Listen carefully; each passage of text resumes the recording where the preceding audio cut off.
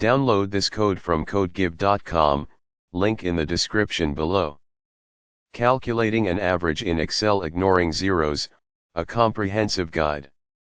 This tutorial will guide you through various methods to calculate the average of a range of numbers in Excel while ignoring zero values.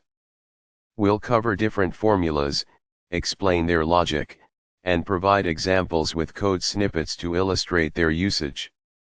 Why ignore zeros when calculating averages?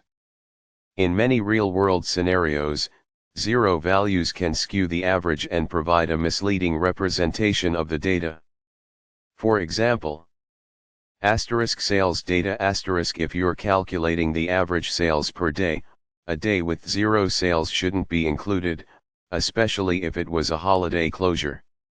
Inventory levels a zero inventory level doesn't mean you have no inventory in general, it just indicates a specific item is currently out of stock. Including it would artificially lower your overall average inventory.